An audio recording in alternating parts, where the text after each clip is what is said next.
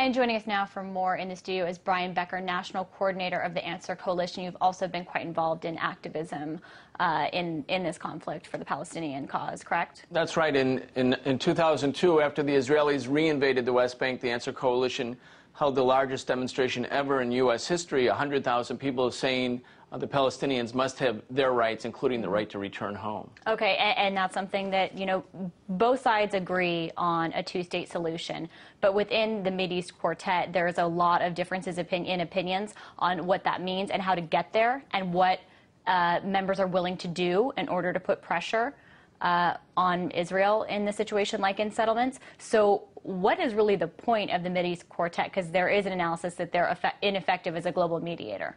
Well, I think you're right, there are different desires, different agendas within the quartet. From the U.S. government point of view, the purpose of these renewed talks is to put pressure on the Palestinian Authority, which, having received nothing from the Israelis and nothing from the Americans during the past years, seen Israeli settlements growing and expanding in spite of President Obama's promise that there would be a halt, a freeze in settlement construction in the West Bank, in spite of the fact that the siege of Gaza has taken so much, in spite of the fact that the Israelis are claiming all of Jerusalem for themselves. The United States government recognizes that they are in a crisis because the Palestinian Authority, which had been acting fundamentally as a proxy for the United States in the last few years, has become discredited largely within the Palestinian community, within Palestine, within the historic Palestinian borders, within the West Bank and Gaza, and they have reunited with Hamas. That means that instead of acting as a proxy for the United States, they're recognizing that the traditional Palestinian resistance forces must be reforged in order for the Palestinian dream of a return to their homeland and the creation of a Palestinian state to be realized. So the U.S. is using these talks actually to pressure the Palestinian Authority to break from Hamas and come back in the U.S. fold.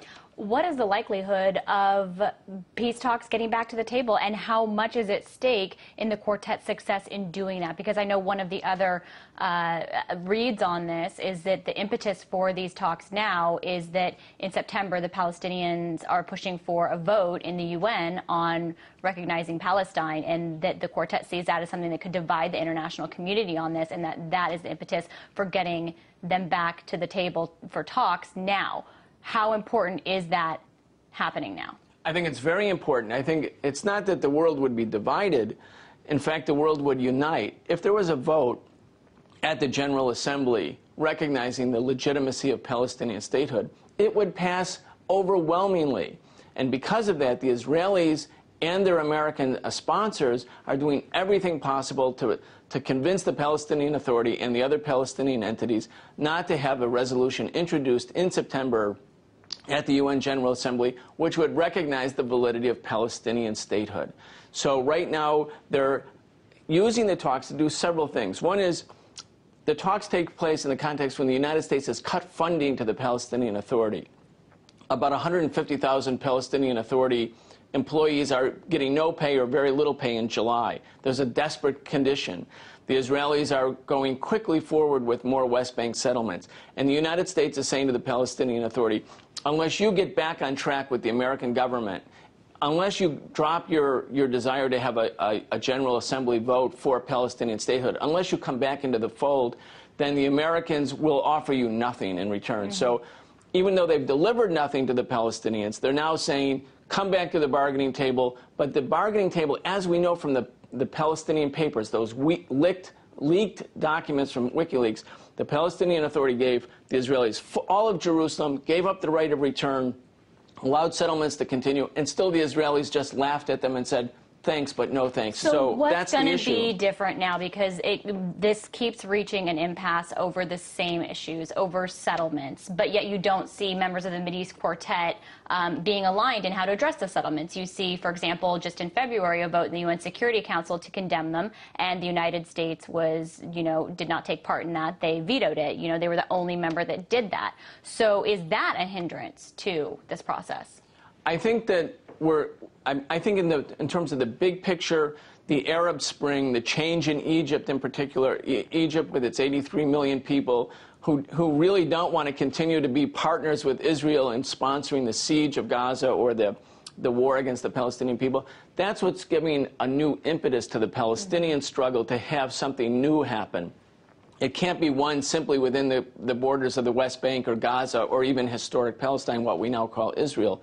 So the American government in particular, which is the primary sponsor of Israel, which gives Israel $3 billion a year, the largest recipient of U.S. foreign aid, they realize that Israel could become increasingly isolated. So they're trying to come up with some solution, but the solution is not acceptable to the broad mass of the Palestinian people because it means giving up the right of return, giving all of Jerusalem to Israel, and allowing these West Bank settlements to continue.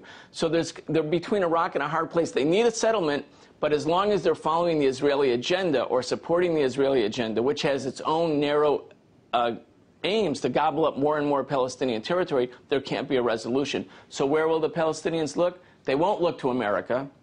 They'll give up with that. They'll start to look to Egypt, to Tunisia, to Jordan, to the people within the region who themselves are in a state of uprising and who have an innate, inherent sort of solidarity with the Palestinians. So yes or no, if the quartet is not successful in bringing Israel and Palestine together to negotiate at the peace talk tables in the next few weeks, have they failed as global mediators? I think they have failed. I think it's really not about mediation. I think it's about pressure on the Palestinians. The Palestinians are being driven to outside channels. They're going to go to the UN if they can. They're going to look to their Arab sisters and brothers for another resolution.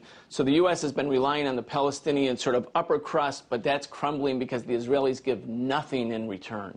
That's interesting. We'll have to wait and see what happens, but we appreciate your insight. While talks are going on right now, a working dinner, we're told, with the quartet. That was Brian Becker, National Coordinator of the Answer Coalition.